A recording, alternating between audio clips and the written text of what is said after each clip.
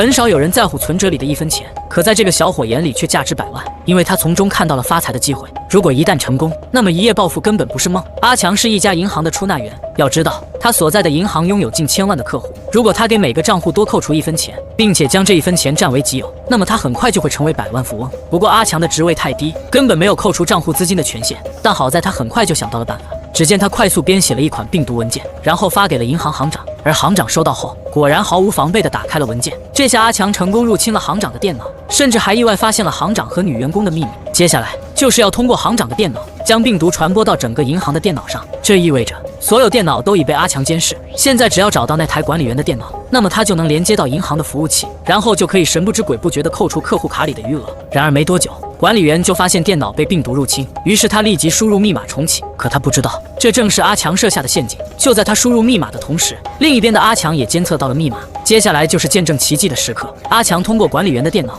顺利进入了银行的服务器，然后从所有客户的卡上扣除了1分钱。当然不能随意乱扣，必须要把这1分钱变成合理费用。果然不到2分钟，阿强就狂赚了100多万。然而他并没有将钱转入自己的账户，而是全部转移到了一个名为强盛集团的账户内。因为该账户近10年都没有交易记录，把钱放进这个账户不仅安全，而且还能避免被查到。一番操作后，阿强终于成功将钱转移。可还没等他高兴多久，门口就突然传来了敲门声，原来是债主上门讨债。阿强的父亲因赌博欠下了高利贷，而如今又身患绝症，躺在医院奄奄一息，所以放高利贷的黑帮只能找到阿强讨债。虽然阿强现在有了钱，但他手里却没有现金还债，这要是被黑帮抓住，肯定又是一顿毒打。此时2名打手破门而入，阿强见状迅速跑到阳台，接着直接跳下了楼，本想着骑着摩托车逃跑，可他却突然想到钥匙落在了家里，而这时打手已经追了上来。就在这危急关头，阿强恰巧遇到一辆出租车，于是他赶紧跳上车，随即又掏出1000块求司机救命。司机看到2名打手后立马秒懂，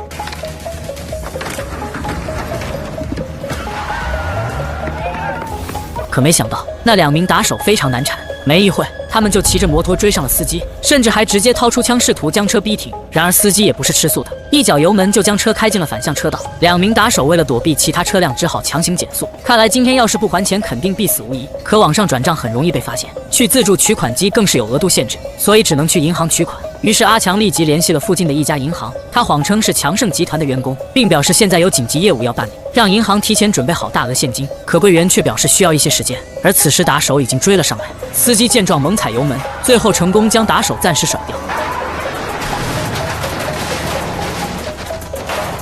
很快阿强就到达了银行，虽然情况危急，但他还是要强装镇定。可就在他准备取款时，柜员却表示要查看他的员工证件。幸好阿强早有准备，他立马出示了伪造的工牌。可柜员看到后却一脸严肃，阿强还以为自己被识破，下一秒柜员就将钱交到了他的手中。还好虚惊一场，拿到钱的阿强迅速转身离开。可还没等走出银行，柜员就察觉到了不对，他立马将阿强叫住。阿强顿时吓出一身冷汗，难道是被发现了吗？柜员好奇地问道，哪有取这么多现金不数钱就走的？阿强听后当即表示无所谓，银行是不会欺骗客户的。听到这话，柜员瞬间打消了疑虑。而此时2名打手也已追到了银行门口，阿强赶紧给了司机一笔修车费，然后将剩下的钱连本带息还给了打手。见钱已成功讨回，打手也不再纠缠阿强，立马骑上摩托回去向老大交差。这下终于解脱了，还清债务的阿强一身轻松。随后他来到医院，将剩下的钱全部给父亲做了手术，因此父亲也及时得到了救治。经过8小时的手术，父亲终于脱离了生命危险。看着躺在病床上的父亲，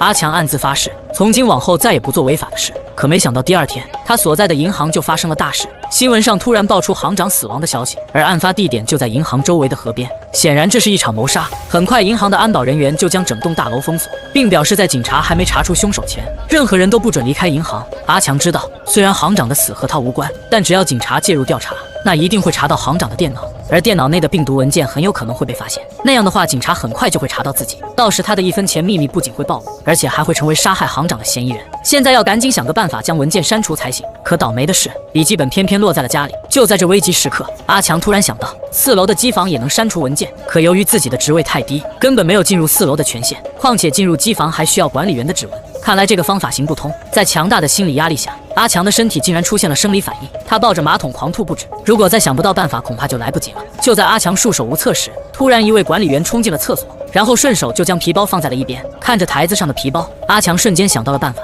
他偷偷拿出手机，然后撕下钢化膜，而上面的指纹正是他救命的关键。有了指纹就可以轻松进入机房了。不过在行动前，阿强还要扮成清洁工，因为这样就可以避免被人认出来。到达4楼后，他并没有直接去机房，而是先利用指纹进入了办公室，因为他要提前关掉监控设备，这样就没人知道他来过4楼。可看似天衣无缝的计划，但阿强还是忽略了一点，那就是保安室也连接了监控设备，而保安也很快就发现了不对。阿强给自己计时15分钟，因为他知道监控设备只能关闭15分钟，如果超出时间就会自动报警。随后阿强找到能进入机房的员工名单，然后选择了一个名叫马克的员工作为掩护，接着复制了他的门禁卡。拿到门禁卡后，阿强火速向机房赶去，此时时间还剩下10分钟，好在去机房的路上没有被任何人发现，因此他也顺利到达了机房。可新的问题又出现了，这么多服务器哪台才是自己要找的呢？此时时间还剩下8分钟，不过阿强还算幸运，很快他就找到了那台服务器。一顿操作后，病毒文件果然被他找到。而与此同时，银行的高管也已经发现监控被人动了手脚，同时安保人员还收到了有人进入机房的信息，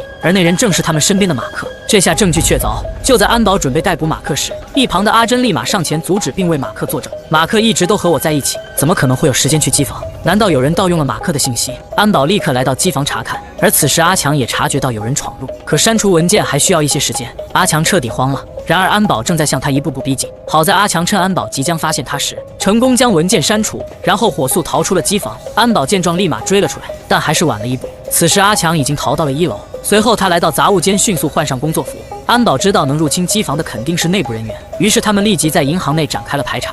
如果有人没在岗位上，那他一定有着重大的作案嫌疑。不一会，安保果然发现了异常，前台的3号工位竟然没人。突然阿强就从底下冒了出来，并表示自己在弯腰捡笔。好险，差点就被发现了，没找到入侵机房的人。安保只能又将矛头指向马克，他怀疑马克是团伙作案，不然为什么会用马克的门禁卡？马克认为只要有编码经验的人，谁都能轻易黑进电脑，而且进入机房更是没有压力。此话一出，阿珍瞬间想到了好友阿强，因为整个银行只有他懂编码。随后他找到阿强，假装随口聊起机房被入侵的事，他想看看阿强的反应。而阿强也非常聪明，没有露出任何破绽。此时阿珍有些自责，怎么能怀疑到朋友头上呢？到了晚上，阿强来到医院看望父亲，可医生却告知他，虽然手术很成功，但后续康复的费用还需要20万。这下阿强再次陷入了困境，自己偷来的钱都已花光，如果再去银行偷那肯定不行，因为病毒文件已经删除。况且就算没有删除，现在警察正在调查行长的死因，再去偷岂不是去找死？就在阿强陷入绝望时，他突然发现取款机上面有很多家银行的标志，而从这些标志当中，阿强看到了能救父亲的唯一方法。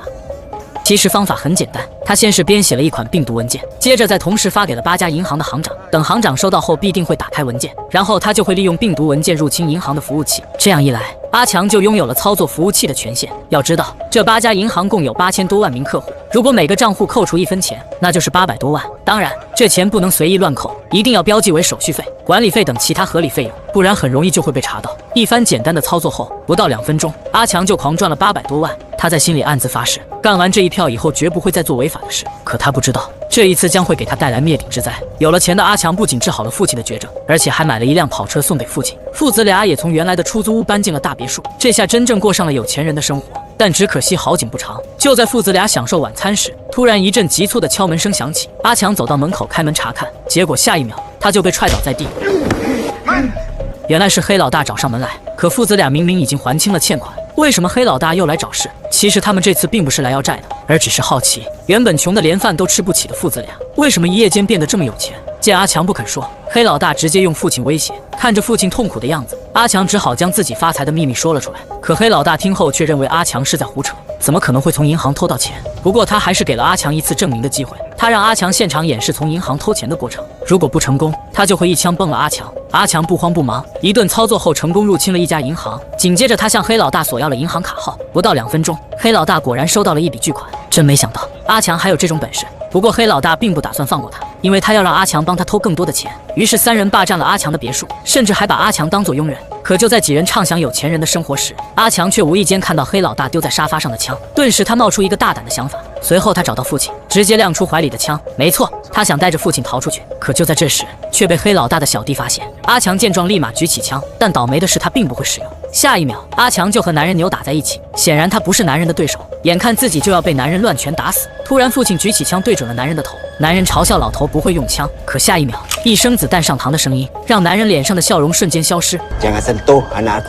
没想到父亲深藏不露，就这样父子俩挟持了黑老大的小弟。没办法，为了保护兄弟，黑老大只好先将父子俩放走。逃进电梯后，父亲第一时间先教儿子如何开枪，这样遇到危险时才能保护自己。很快他们就逃到了地下停车场，突然身后传来一声枪响，原来是黑老大追了上来。于是双方迅速展开了火拼。可没多久，父亲的子弹就全部打光。黑老大见状，立马派小弟上前围堵，但没想到躲在车后的父子俩竟然消失了。而就在这时，一辆跑车却突然冲了出来，正是阿强和他的父亲。为了抓到父子俩，打手不顾危险，直接跳上了他们的车。情急之下，父亲一个漂移，直接就将打手甩飞，接着便扬长而去。死里逃生的父子俩不仅没有害怕，反而兴奋地大喊。因为刚才和黑帮火拼的场景简直太刺激了。可就在他们以为安全时，黑老大却再次追了上来。但没想到的是，此时跑车的油箱已经见底，眼看就要被黑老大追上。父亲猛踩油门，一路加速，终于暂时逃过了黑老大的追捕。随后他们将车开进一条胡同，接着赶紧下车逃命。可谁知还没跑多远，父亲的身体就出现了不适。但此时黑老大已经带着小弟追了过来。阿爸，就跑了！你们。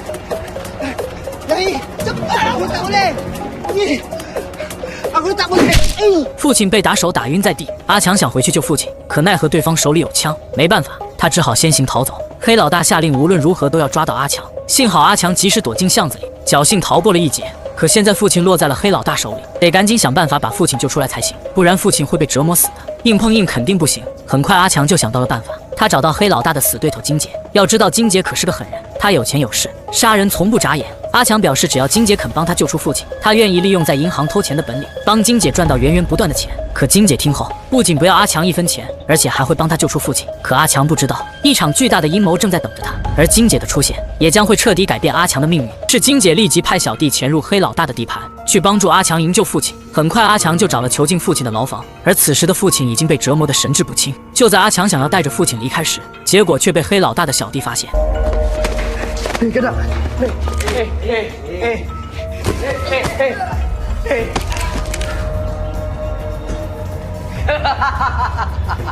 原来黑老大早就发现了阿强，他再次提出让阿强帮他工作，不然就一枪崩了老头。可就在这时，一群人突然闯了进来，双方立马展开了枪战。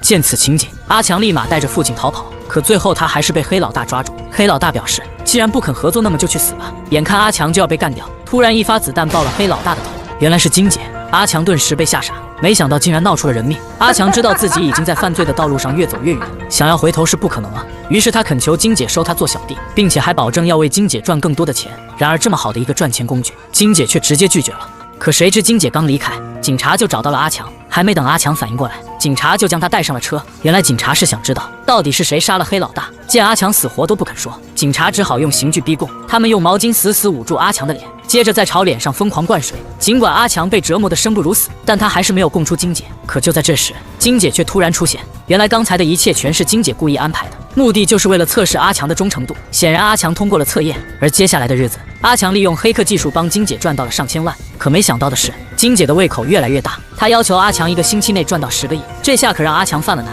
，1个星期内想要赚到这么多钱，这就意味着要频繁操作，随之被人发现的风险也会加大。就在阿强为此发愁时，殊不知另一边的银行已经盯上了他。一旦阿强入侵银行系统，他们就根据 IP 地址找到阿强，将其抓获。就在阿强入侵银行系统后，银行安保人员就立马锁定了罪犯。但没想到的是，他们抓的并不是阿强，而是银行内部的一位高管。如果你把钱存进了银行，那你一定要小心了，你的钱很有可能正在被一分一分的偷走。男主阿强是一家银行的出纳员，他凭借自己的黑客技术从银行偷取了100万现金。然而他偷钱的方式非常特别，要知道他所在的银行拥有8000多万名客户，他只需要在每个账户上扣除1分钱，就能轻松赚到80多万。不过为了避免被查到，阿强还要将这1分钱标记为合理费用。就这样每天重复操作一次，积少成多，很快他就变成了千万富翁。本以为自己滴水不漏不会被人发现，可没想到在一次操作时，阿强还是露出了马脚。阿珍和马克发现有人正在入侵银行系统，于是他们立马锁定对方的 IP 地址，这样就能根据 IP 地址找到罪犯。然而没想到的是，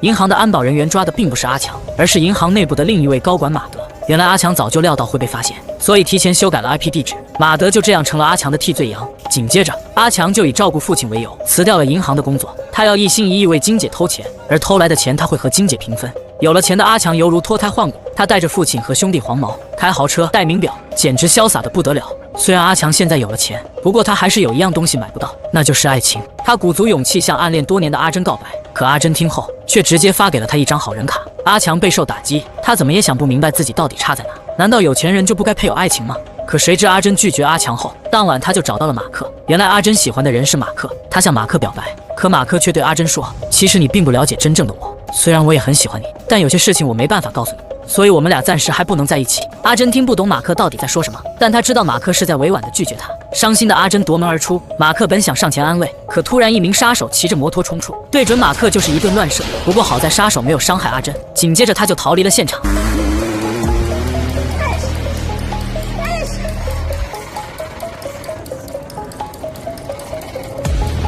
阿珍立马将马克送到医院抢救，很快警察就展开了调查。可面对警察的询问，阿珍也不清楚那人为什么要杀马克。随后警察给阿珍看了马克的公寓，公寓已经被人翻了个底朝天。看来马克不只是普通银行职员这么简单，显然他得罪了一些人，这才引来了杀身之祸。而另一边的阿强也通过新闻得知了马克被枪杀的消息，没想到他一眼就看出了杀手是金姐的人，于是他立刻找到金姐，质问他为什么要杀掉马克。金姐表示马克是个危险人物，他随时有可能发现1分钱的秘密，如果不杀他，到时会有更大的麻烦。阿强这才意识到金姐比他想象的还要可怕。阿强不想再闹出人命，于是他表示退出，不再为金姐卖命。可金姐却用阿珍的性命威胁。然而阿强并不打算就这么妥协，于是他联合兄弟黄毛雇佣了一帮打手，准备杀掉金姐。阿强打听到金姐每天都会去街角的餐馆吃猪脚面，于是他火速带着杀手们冲进餐馆。然而让他意想不到的是，金姐却显得异常冷静。可就在他扣动扳机时，结果枪里却没有子弹。紧接着阿强带来的杀手就全部被射杀。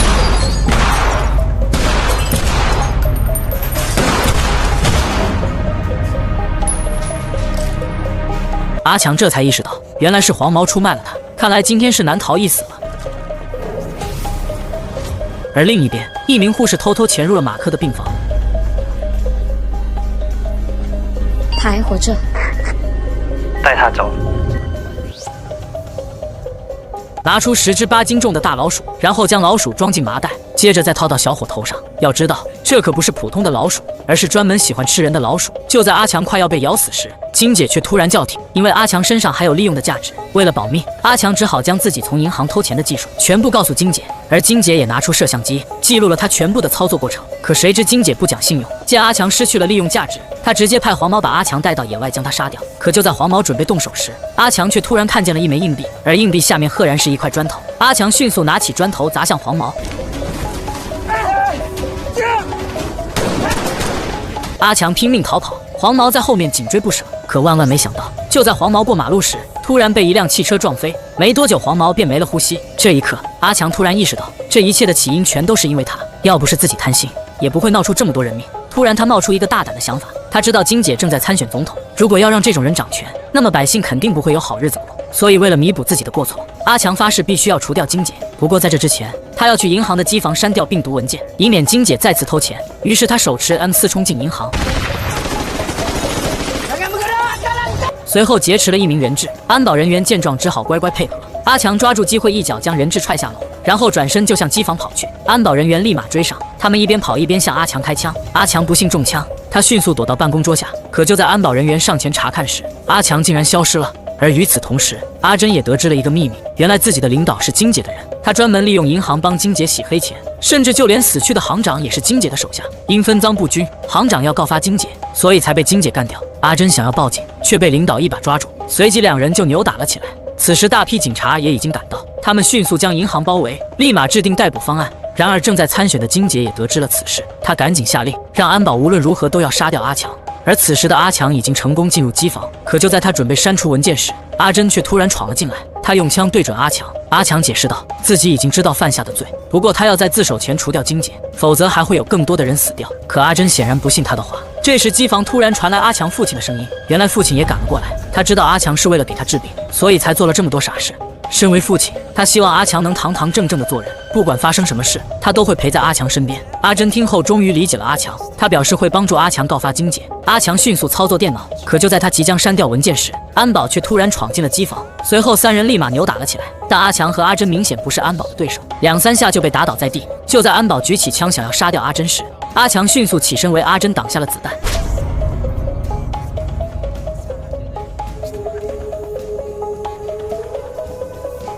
而此时大批武警也冲进机房，安保只好缴枪投降。随后阿强立即被送上了救护车。父亲看到儿子中枪伤心不已，可没想到的是，阿强并没有被送往医院，而是被送到了一个神秘基地。醒来后的他发现，基地内有一群人正对着电脑不知在操作什么，看上去似乎像是黑客。就在阿强为此感到疑惑时，突然一个手臂纹身的男人朝他走来，没想到竟然是马克。Hey bro, Welcome to Digital Karma。以上就是1分钱盗贼第1季的全部内容，喜欢的家人可以持续关注。